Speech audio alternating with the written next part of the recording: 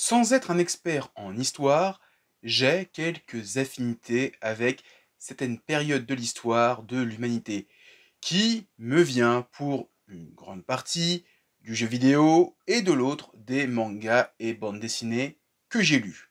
C'est le cas pour le manga dont on va parler aujourd'hui, Cesare, un manga qui revient sur la vie de Cesare Borgia, un personnage célèbre de la Renaissance italienne dont la vie a été à plusieurs reprises adaptée. Tout d'abord, je l'ai découvert avec la licence de jeux vidéo Assassin's Creed, et surtout avec son deuxième opus, qui mettait en avant comme antagoniste Rodrigo Borgia, qui deviendra plus tard le pape Alexandre VI.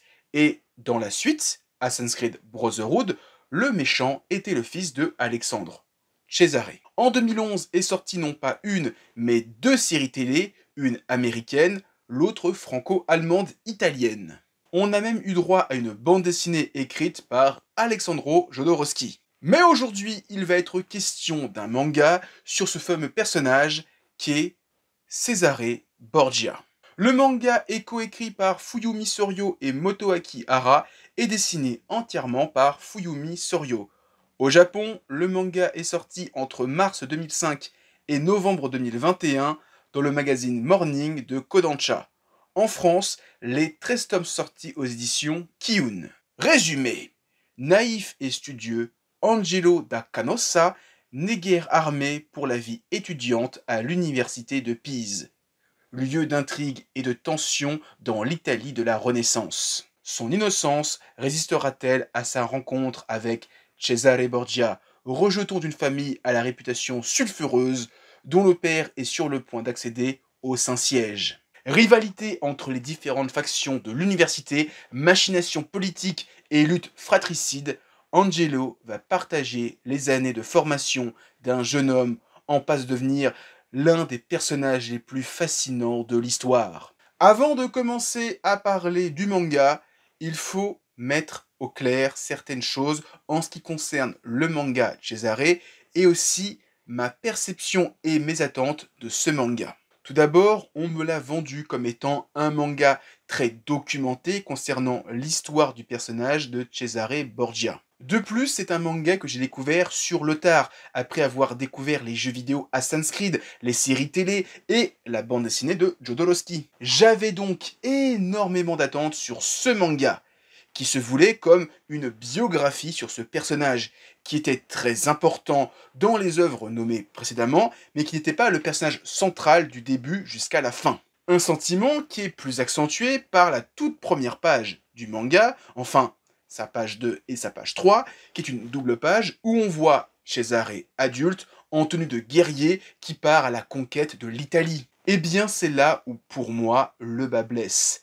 Et mes attentes font que j'ai un peu plus de mal avec ce manga, et oui, on va parler directement de sa fin. Donc désolé, je spoil un petit peu, mais en même temps, c'est un personnage historique, donc j'ai pas non plus spoil des trucs de fou furieux. À la fin du 13e et dernier tome, la série s'arrête sur l'élection de Rodrigo Borgia en tant que pape, et qui devient donc Alexandre VI.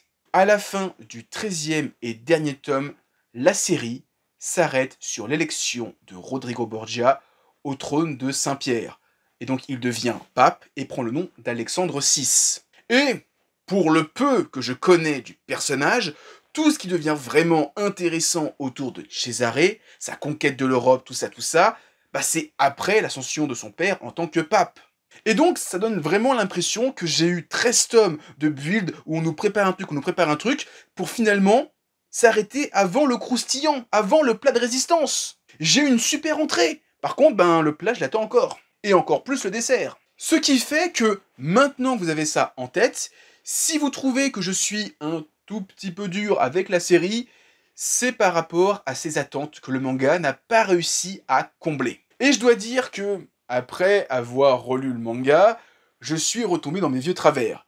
Et j'ai revu la série Borgia, donc la série franco-allemande italienne, qui est beaucoup mieux que la série américaine avec Jeremy Irons, qui s'appelle Les Borgia, et où dedans on va suivre plus d'une décennie de la vie de la famille Borgia. Donc c'est une famille décadente espagnole qui vit à Rome, et Vous allez voir, au début, César est un personnage secondaire, il va vite monter en puissance parce que le personnage va devenir important, et je trouve que cette série est hyper intéressante et a comblé mes attentes vis-à-vis du personnage que le manga n'a pas réussi à combler. Mais retournons à nos moutons, ou en tout cas pour cette famille à nos taureaux, car même s'il y a des choses que je n'ai pas appréciées dans la manière de raconter l'histoire, il y a des choses qui sont tout de même très bonnes dans ce manga. Tout d'abord, le personnage principal de Cesare, donc Cesare Borgia, est un personnage tout bonnement magnifique. L'autrice arrive à le magnifier, le rendre plus que beau. Il a une prestance et un charisme à faire pâlir le dieu Apollon. Ça m'amène à parler tout de suite du dessin de Fuyumi Suryo, et je dois le dire, je n'ai pas encore lu son gros manga disponible aux éditions Panini, Mars, mais je pense que prochainement, je vais craquer et acheter tous les tomes. Pour en revenir au dessin, elle a un trait très fin, très délicat, et ça rajoute à cette beauté, à ce charisme qu'elle donne à son protagoniste. J'aime aller dans une forme d'extrapolation poétique, mais je me demande si l'autrice n'a pas pris ce style pour le manga Cesare pour retranscrire la beauté de la Renaissance et de toutes ses œuvres. On a un peu l'impression de voir une forme de David de Michel-Ange en manga. Et ça, pour le coup, c'est réellement sorti. Maintenant que j'ai dit ça, je vais pouvoir rebondir sur une chose. C'est que même si j'ai quelques petits reproches sur la manière dont le manga traite la vie du personnage, si on s'intéresse à l'histoire et la période de la Renaissance, le manga est bigrement intéressant. Déjà, on va voir plusieurs figures majeures de cette époque. Je vais pas tous les citer, mais dans le tas, on a le monsieur qui va découvrir le continent américain, Christophe Colomb.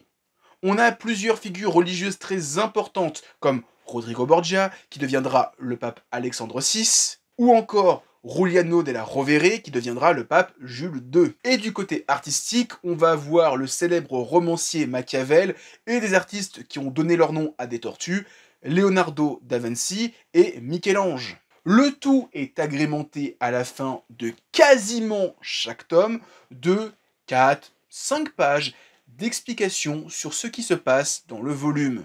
Des informations politiques, théologiques, architecturales, une mine d'or si on veut en savoir plus sur cette période.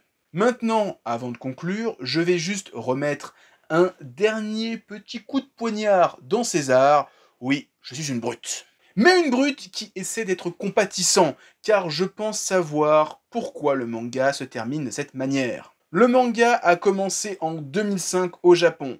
On a eu quasiment les 8 premiers tomes sortis sur les 4 premières années. Du tome 9 au tome 13, soit les 5 derniers, il a fallu attendre 10 ans pour les avoir. En France, c'est quasiment la même chose. Le manga a débuté en 2013, il y avait déjà 10 tomes au Japon, et on a rattrapé sa publication en un peu plus de 2 ans. Les tomes 11, 12 et 13 sont sortis entre 2015 et 2023, avec un espacement assez conséquent entre les tomes.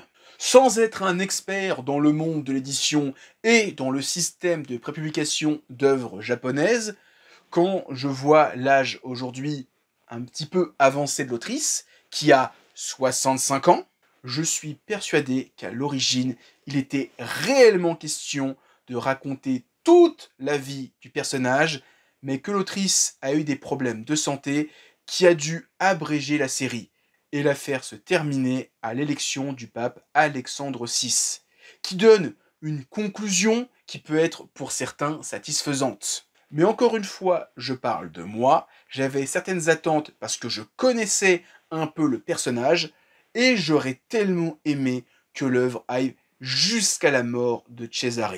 Encore une fois, je vais forcer un petit peu, mais si vous voulez voir ce qui va advenir du personnage, dans une œuvre que j'apprécie, allez voir la série européenne, donc franco-allemande italienne, Borgia. En conclusion, Cesare c'est un manga que j'ai apprécié lire quand ça sortait en France, que j'ai arrêté de lire au tome 12 pour attendre la sortie du tome 13, que j'ai mis de côté pendant un certain temps, ce qui veut dire un peu plus d'1 an.